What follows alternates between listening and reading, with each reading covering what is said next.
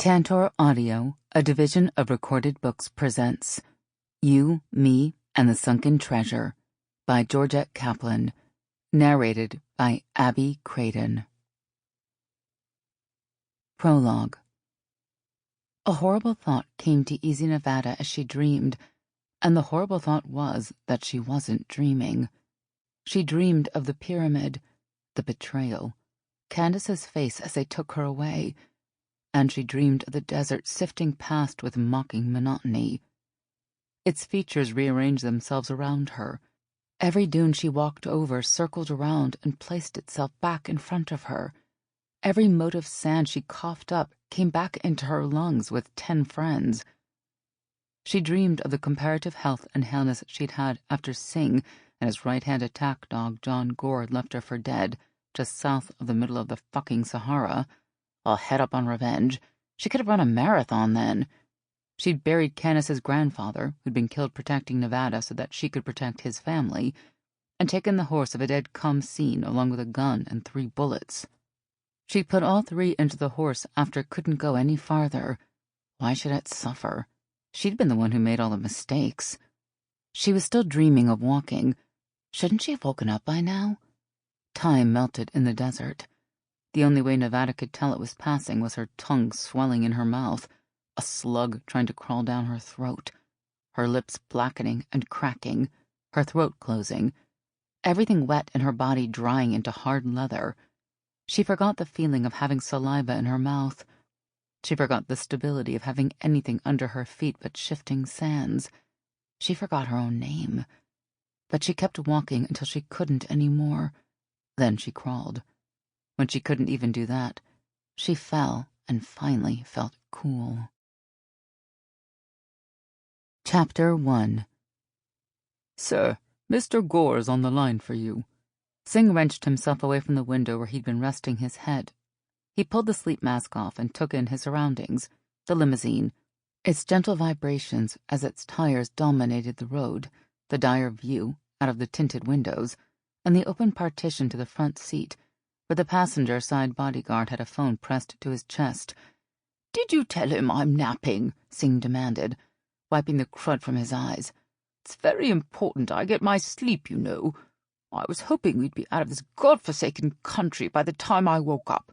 Now I'm going to have to... I don't even know. The internet here is shit.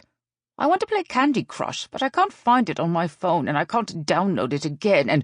Sir, Gore said to give you 20 seconds, and then put him through." Singh sighed. "Fine. Hold the phone up to my face. I still have something in my eye." He wiped at the corner of it as his bodyguard held the phone out to him. "Not that close. I haven't moisturized in a while. I want a respectful distance. Back, back, back." His bodyguard pulled the phone back. After a few feet, Singh gave a stiff nod, and the bodyguard activated the video chat. Gore filled the screen, looking so fresh and professional it was irritating. "Yes, Gore, what do you want?" "I took the liberty of dispatching a team into the desert, after Nevada." "You said she couldn't survive, that she wouldn't last a day." "I like to be sure. It makes me happy." Singh scratched his chin. "So, how is she?" "That's just it. We don't know. They couldn't find her." "Maybe some wild animals got her." "It's the Sahara," Gore said dubiously. Singh blew air between his lips. "Well, she couldn't have gotten far. Find her." "We're trying, sir, but as I said, it's the Sahara." Singh chewed the inside of his cheek. Stress, stress, stress. First no Candy Crush, now this. Maybe she's learned her lesson and now she's taking a load off in Aruba. Gore acted like he didn't even hear. "I'll keep looking." "So, she's not dead. You don't know where she is, and ergo, you don't know what she's planning. Then all you've managed to accomplish by telling me this is to stress me out." Gore blinked. "I thought you might want to know." "Well, I don't. If she's in the next room with a knife and she wants to kill me, then I'd like to know. But what if she's just behind a sand dune, dead, and you couldn't find her because you're not looking hard enough?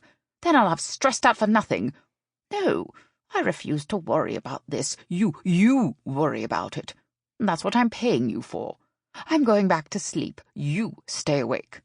"It's 2 p.m., Gore said. "Then I've only had a 45-minute nap. Don't expect me to apologize for being grouchy when I've only had 45 minutes of sleep. Singh pulled his sleep mask back on. Find Nevada. She's in a desert. What could she possibly be doing to hide from you?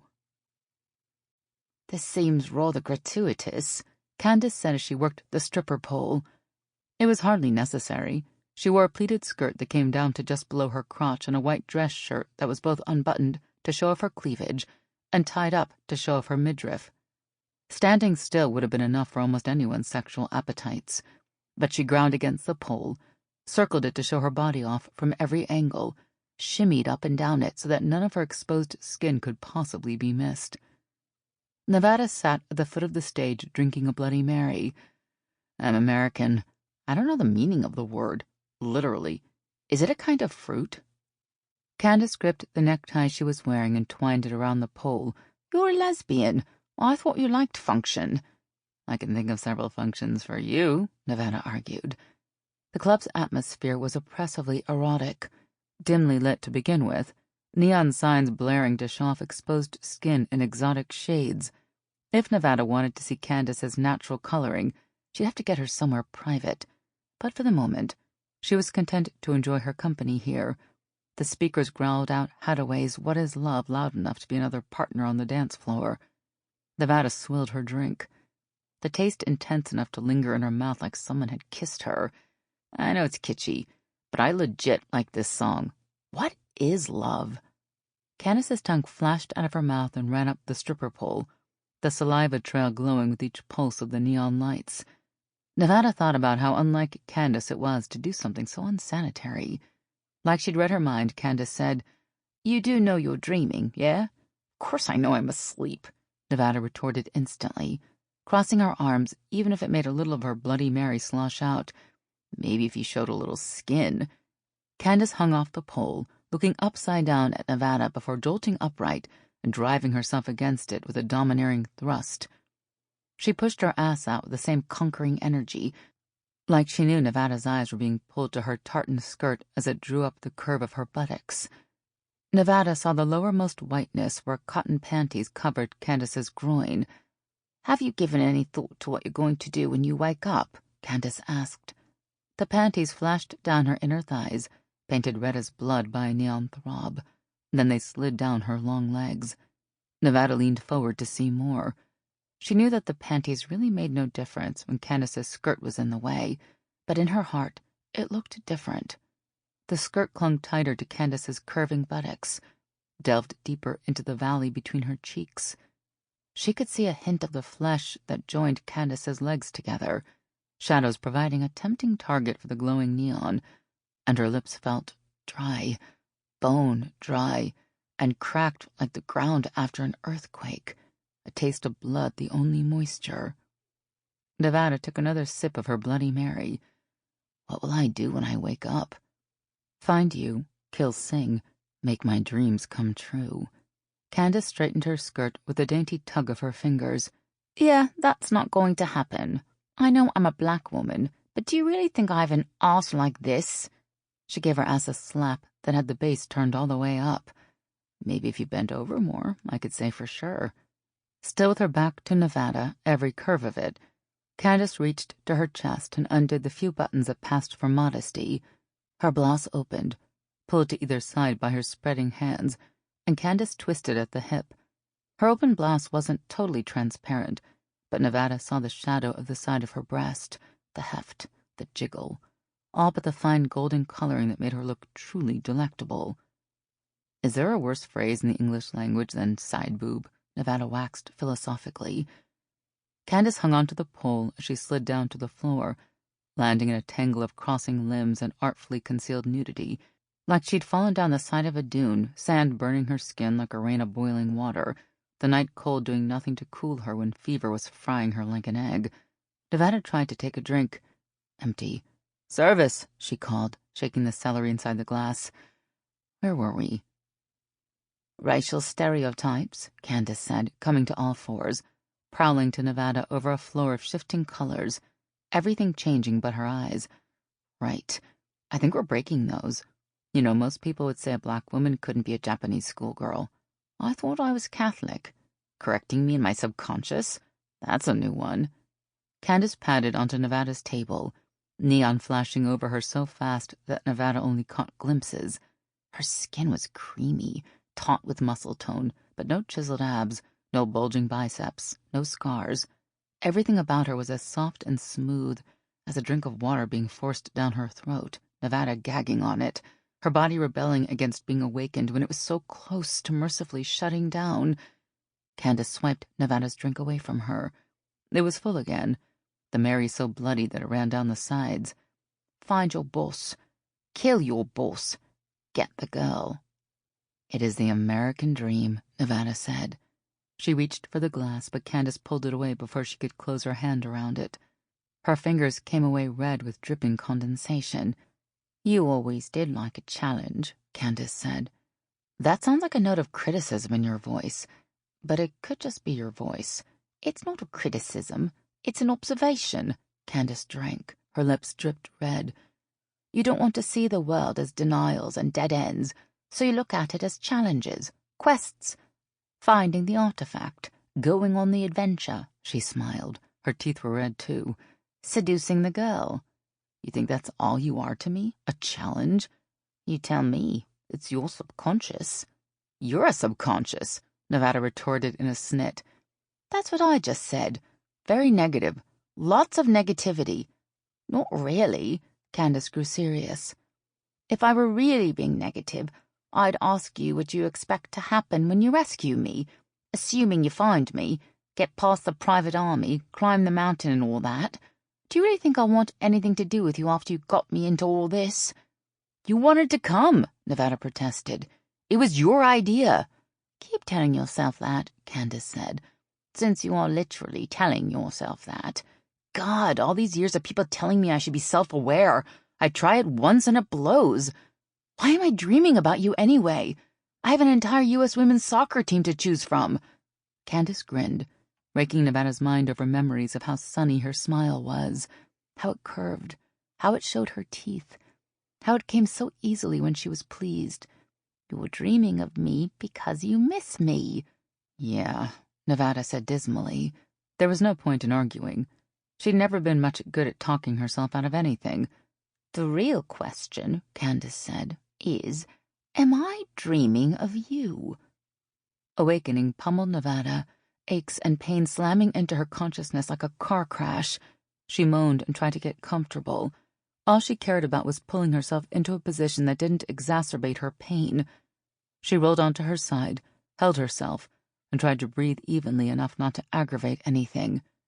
It took long minutes, but the pain faded to a dull roar under her skin. She took stock of her body, wiggled her toes, flexed her fingers. Nothing felt broken. Cracked maybe, definitely bruised, but she was in one half-dead piece. For a moment, everything that had happened seemed like a horrible dream. She felt Candice's presence so vividly that when she forced her eyes open, she expected to see Candice lying next to her. But there was nothing but haze in front of her eyes. She spared a moment to think of Usama, hoping he was at peace. I don't really know much about Islam, but I hope you're having a good time in heaven with Allah and his son, Mohammed. Fuck it. She planted her fists below her and hauled herself up, gritting her teeth against the fresh wave of pain that hit her. It almost made her nauseous, her skull feeling both heady and airy at the same time, but she managed. The world was softer than she remembered. She was sitting on a mattress, rescued. She looked around. Black bodies surrounded her. They looked like she felt. Dressed either in shabby donations, old fashions, and worn fabric, or cheap Walmart chic. They looked cowed, tails between their legs, and as Nevada's vision swam into focus, it was easy to see why. Bruises, lacerations, they were a pack of beaten dogs, half-starved as well. None of them paid much attention to her. Prison rules, keep your head down and it won't get smacked down. Most weren't speaking, but when they were, it was in low, hushed conversation. Nevada couldn't really listen. The blood pounded in her ears too thickly, but she recognized snatches of Bambara, Hausa, Baduma, Akan. Nothing she was particularly fluent in, but a smorgasbord of languages from equatorial Africa. What were they all doing here? She looked over their surroundings. A large common room, dozens of cots lining the walls, benches and a table running down the center of the room. Mud brick walls, sandy floors. She was still in the fucking desert. It looked familiar, though. That gave her a headache. Her mind another muscle strained and overused.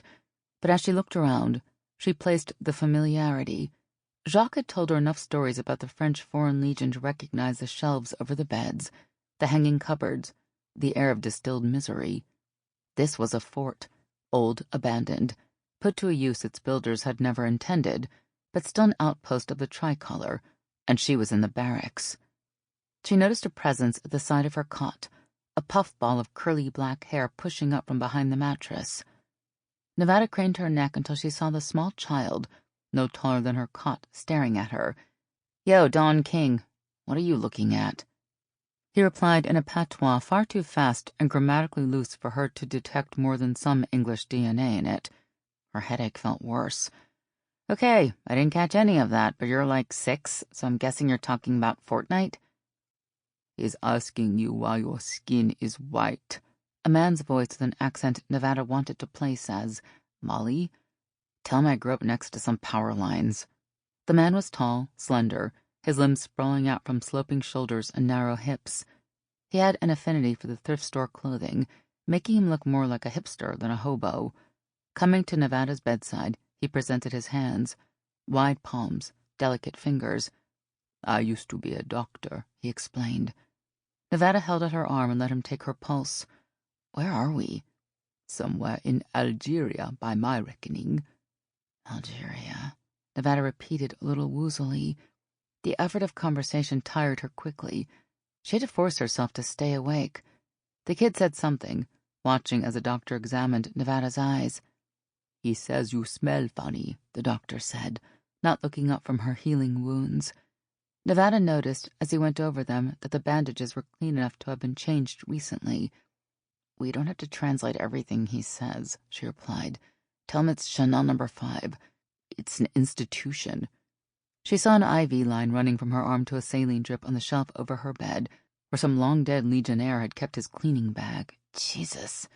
"You are coming along nicely," the doctor said. He sat on Nevada's cot, shy of her hip. "When we found you, you were in and out, life and death, dehydration, exposure, very bad. We took you with us, and for the last 2 days here you have slept. Oh, I am rude. My name is Cy Savant." "Pleasure to meet you," Nevada said. "More or less. Hey, Doc, this might be a cultural difference, but I assume when people are sleeping 3 to a cot, something's not gone according to plan." Savant nodded. "We were meant to leave for Europe yesterday. They are keeping us here. Some tried to leave, but—" "How many are there, keeping you here?"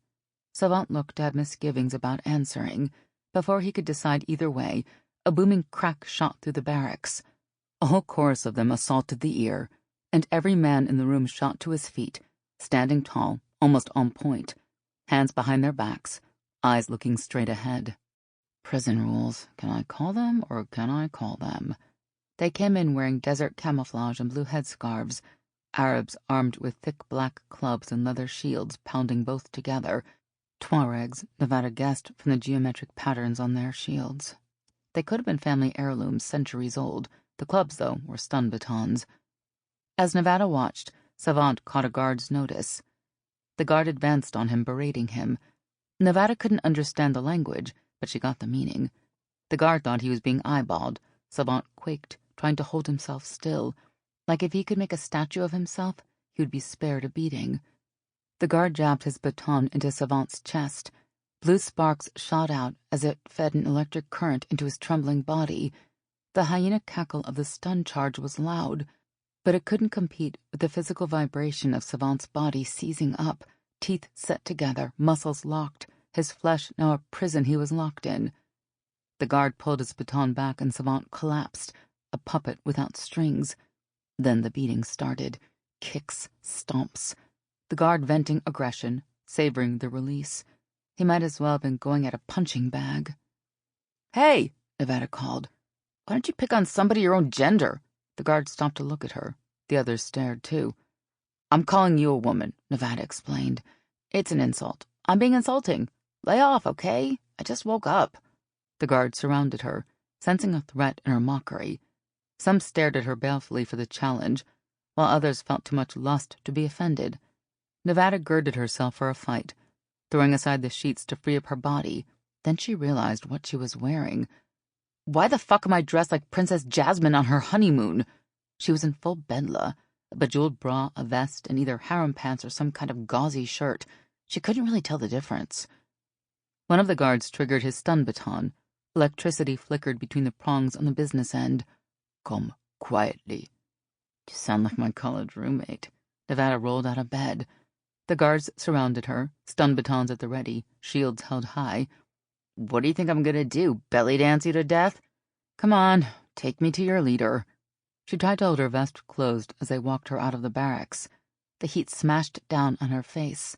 The sun stung her eyes. Same old, same old. This was definitely a Legion fort, but not one any picky archaeologist would be interested in. The French had not left the place to move to the suburbs. The gates were blown off their hinges with fragments of the heavy wood lying in the doorway, so badly burnt they looked like they could have still been smoldering. That passage was impossible to go through, but a hole blasted in the wall let people move in and out. Through it, Nevada saw a Quonset hut, its interior filled with crates, trucks, jeeps. A smuggling operation. It made sense. Get the migrants to buy a ticket, then tell them their seats taken by whatever you're really shipping. Sand grew over the place like a cancer, piling high and spilling out of windows. The architects hadn't racked their brains coming up with designs. It was 4 tall walls, walkways running over them for defenders to repel attackers. Mud brick cabins ran along the walls, canteen, armory, kitchen. An array of stairs led into the cabins and over them, up to the wall walks. But battle damage had blown out the stairs in several places, as well as the cabin roofs that served as landings. They were replaced with planks and ladders to make the spaces somewhat passable. It all seemed vaguely post-apocalyptic, but then Nevada had always thought one person's apocalypse was another person's Tuesday. Between the walls, the courtyard was 50 square feet of dead sand. There was a stage and a 20 by 20 iron cage, empty, the open lock ringing against the door as it was blown by the wind. In the northwest corner, a tower rose past the 30-foot walls, shooting above the battlements to provide a lookout platform. Beside it, a water tower balanced on 4 legs. The guards led Nevada between the naked struts and into the tower beneath the lookout platform. An empty space of stairs turning their way up to an exit, out onto the wall walks, and further circling around to a door. Nevada got a shove in the back and trudged up the stone stairs. In places, the treads were gone completely, replaced by planks spanning the gaps, which bowed threateningly when she put her weight on them. You guys talked to OSHA about getting an inspector out here? She asked the guards. Everyone deserves a safe workplace. They didn't answer. Like David Hasselhoff, no one appreciated her outside of Germany. They forced her up, a strenuous task when her body was still working its way up to solid food. Nevada didn't mind. It worked the kinks out, snapped her bones back into position. She felt energy trickling back into her, like she was thawing out after a long winter. Finally, they arrived at the door. A guard reached past Nevada to knock on it. A moment later, the door opened, and Nevada was face to face with a fez. The man was short, broad, and bloated in the middle, wearing dark sunglasses and a suit the color of mayonnaise gone bad. His skin was lightly perfumed with sweat, carrying its florid scent directly to Nevada's nose, and as soon as he'd opened the door, he beat a retreat back to his desk where a fan hummed away. "Come in," he chattered in a slightly marble-mouthed Cairo accent. In. I've been anxiously awaiting your awaking. Yes, very good. I can see you are feeling well." A stun baton jammed into her back, not charged, but she felt the cool metal prongs through her thin vest. Nevada went in, noting that the 2 guards followed her inside, closing the door and standing by it. "Don't worry about them," the man continued. "Their English is, non-existent. Isn't it, you fatheads, you bumpkins?" He smiled at Nevada, displaying teeth as small and fine as pearls inside an oyster. "We can speak freely. And eat." He gestured with sudden casualness to an old-fashioned loo table set up with a newfangled folding chair for maximum discrepancy. On it, though, was a feast. Nevada's stomach had been a tight ball of hunger for so long that she'd fenced it in at the back of her mind, but the sight, the smell of actual food brought it roaring back. She hunched over the table and stuffed herself, not able to decipher any of the ingredients or the meals they'd been mixed into, not caring. The typical Arab spices burnt her tongue, but she didn't care about that either, except to look at the man and mumble, "Water," with her mouth full. He chuckled knowingly and walked to a window, opening the shutters to reveal the water tower right next door. Several planks had been ripped out of the tank so he could reach right over with a pitcher and fill it up. He brought it over to Nevada, allowing her to see the days of beard growth giving him a stubble like something that grew on cheese if you left it out too long, and poured it into a cup. Nevada drank greedily. "You are a vision of loveliness," he said as Nevada chugged from the cup and water ran down her chin. "A woman of great passions, of hunger. I have been keeping an eye open for a woman such as you." Now that her mouth was no longer on fire, Nevada started in on the flatbread things and the bean things. "You want to start a podcast?" "I think you misunderstand. First, allow me to introduce myself. I'm Ahmed Fadil, at your service." Nevada met his eyes while drinking in the room. The garrison commander had lived here once, if she didn't miss her guess, but scavengers and souvenir hunters had stripped the place to the bone. Outlines marked where frames had hung and furniture had sat, now as pale as Hiroshima shadows.